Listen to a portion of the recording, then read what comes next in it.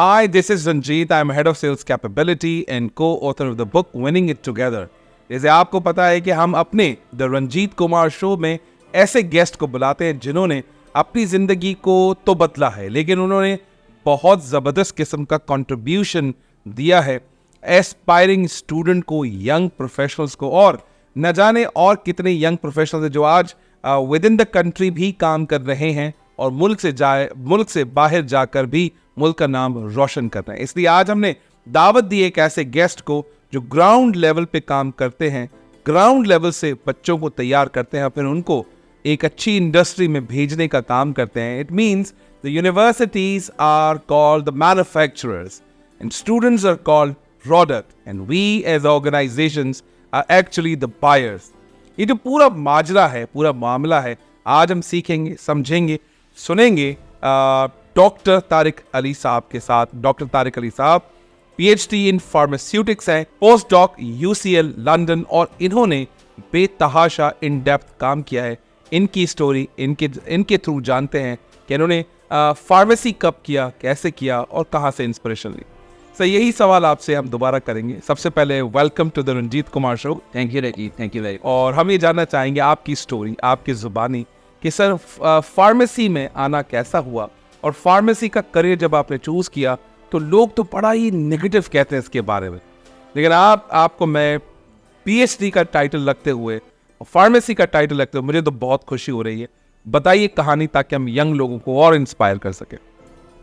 मैंने B pharmacy की है कराची यूनिवर्सिटी से 98 में, और उसके बाद मैंने इंडस्ट्रियल फार्मेसी को एज कैरियर चूज़ किया।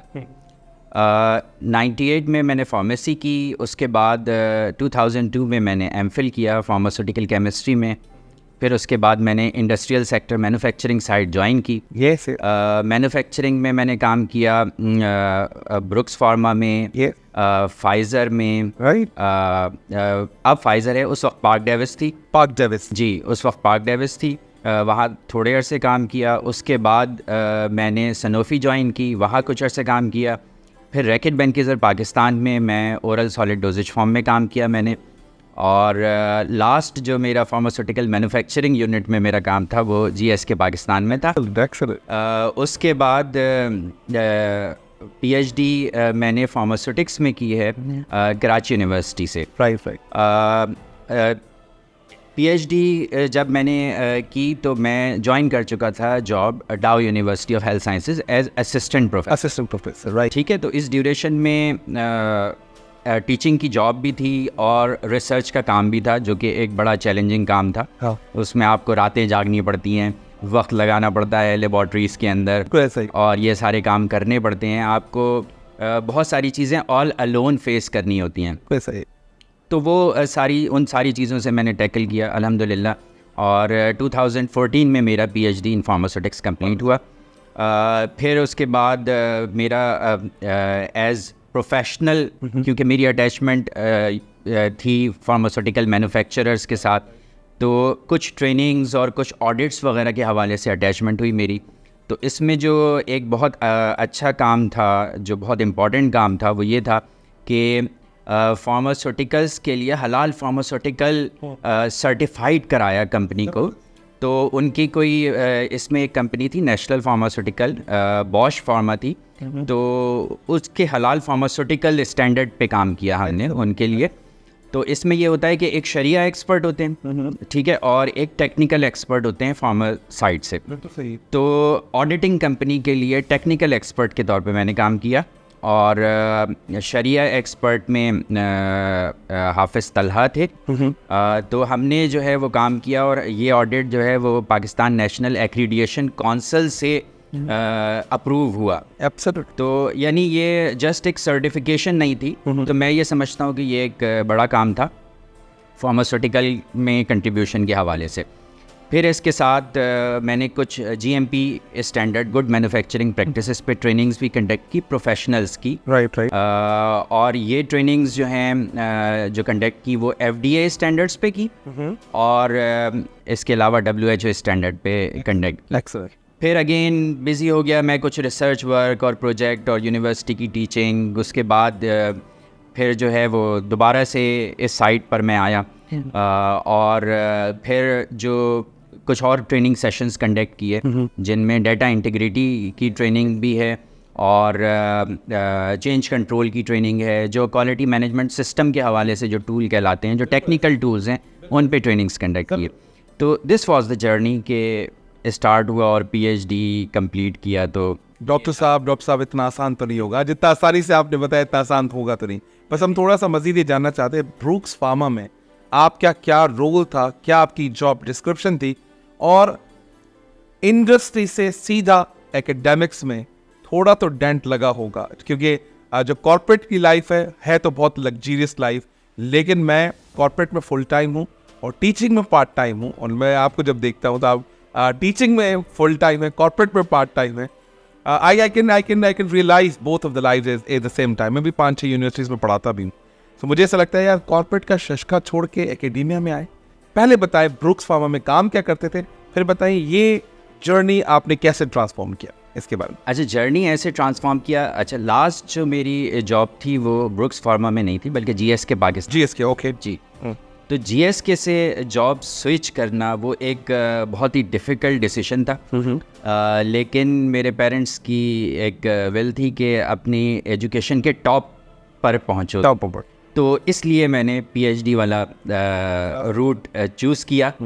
और यकीनन ये एक बहुत बड़ा, अगर मॉनेटरी के उस पे कंटेक्स्ट में आप इसको कंसीडर करें, नहीं आप लाइफस्टाइल भी देख लें, आप लाइफस्टाइल यकीनन बहुत इम्पैक्ट है।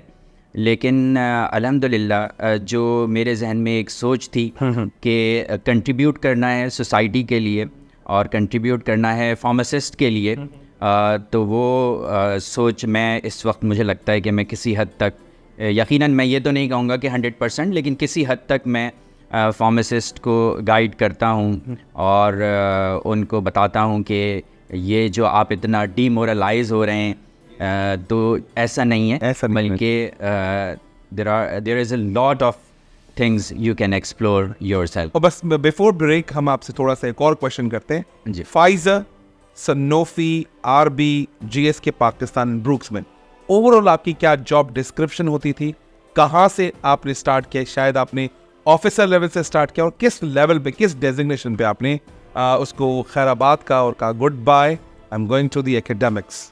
जी बिल्कुल आपने सही कहा, ऑफिसर लेवल से ही स्टार्ट किया था और ब्रुक्स से स्टार्ट किया था। तो मैं प्रोडक्शन फार्मासिस्ट था, बेसिकली प्रोडक्शन ऑफिसर कह लें आप उसको अंडरस्टैंडिंग के लिए।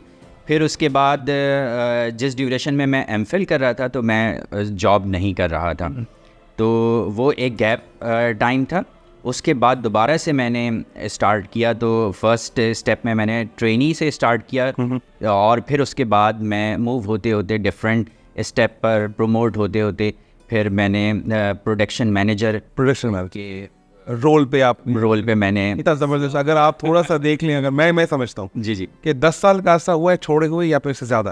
अब ज़्यादा हो गया, 15 साल हुए होंगे। नहीं, less than 15 years. Less than 15 years की अगर बात करूँ, अगर आज आप प्रोडक्शन मैनेजर होते तो मैं आपको दावे के साथ कह सकता हूँ, इतने बड़े एक्सपीरियंस के साथ आप डायरेक्टर प्रोडक्शन होते या ग्रुप प्रोडक्शन डायरेक्टर होते या COO की पोजीशन, क्योंकि इतना ही 10, 15, 20 साल ही लगते हैं।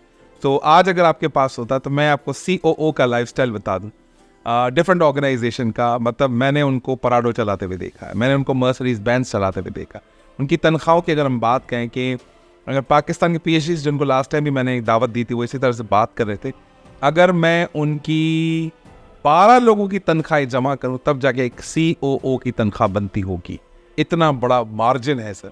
लेकिन आपने कहा नहीं, तालीम के बड़े मकाम पे पहुंचना है, तो मैं समझता हूँ इससे बड़ा क्या सदका जारिया हो सकता है। मैं इसमें एक चीज़ और ऐड करना चाहूँगा, वो ये है कि ज़िंदगी में खुश रहना बहुत ज़रूरी है। तो उसके लिए जो है वो पैसे और डिजिग्नेशन से ज़्यादा ये है कि आप जितनी जल्दी ये लर्न कर लें, सेल्फ कंटेनमेंट की बात, सेल्फ कंटेनमेंट हो, आप खुश रहें, सेल्फ सेटिस्फेक्शन हो आपको, तो अल्हम्दुलिल्लाह मैं इस स्टेज पर हूँ कि मैं तारिक साहब दिल जीत लिया। मैं COO का टाइटल वापस लेता हूँ।